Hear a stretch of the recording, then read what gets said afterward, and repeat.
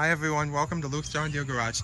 Today I want to talk about the differences between the three John Deere 4X5 series, which includes the 425, the 445, and the 455.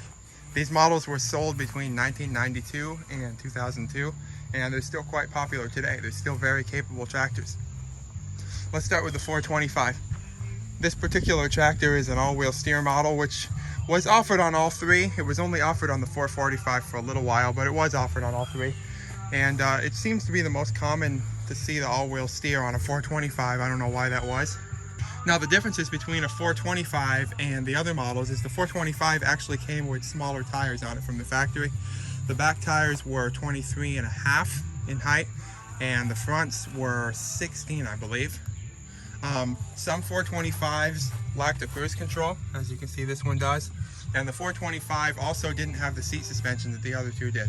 Now this one has had it upgraded to the better seat suspension already, so I can't show you that. The engine in the 425 is identical to that of the 445, but it's got a carburetor, as you can see with this choke lever, instead of the electronic fuel injection. But it is the Kawasaki FD620D, and in this tractor it outputs 20 horsepower. This tractor is compatible with all the same accessories that the two larger ones are compatible with, including the John Deere 40 loader. And on the two-wheel steer versions of the 425, you can also switch on the larger tires that the 455 and 445 have. And so that's a pretty common thing to do on a 425. Now this is my brother's 445 here.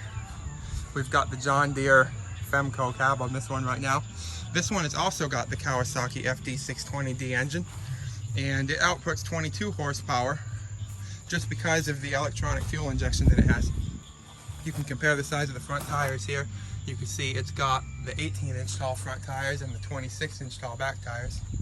I'll walk around to the back. And so that gives the 445 a little bit more speed on the ground and a little bit more pulling power just having those bigger tires. I can't open the hood on this one because of the cab right now, but another difference that I forgot to mention is the 445 and 455 come with these hydraulic couplers from the factory, and the standard configuration for a 425 is just these caps like this. But if you look at my 425 over here, you can see it's had the couplers added, so that's another thing that you can add.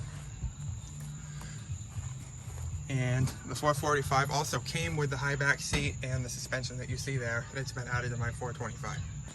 And the final model of the 4X5 series, and probably the most common and probably the most desirable as well, is the 455 diesel.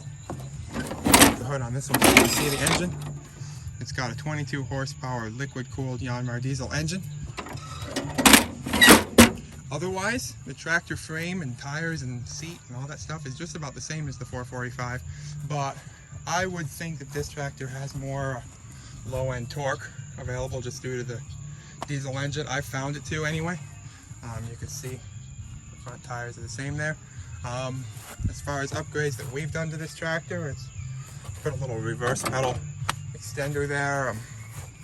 Not really anything too special, and you can see from the back, looks about the same as the 445. Got some LED tail lights in this one, and this one's definitely in line for a new seat. But I figured while I had all three of these models sitting here, would be a good time to kind of talk about the differences. So those are the differences between the 425, 445, and 455 John Deere tractors. If you have any questions, feel free to leave them in the comments and I'll respond. Thanks for watching.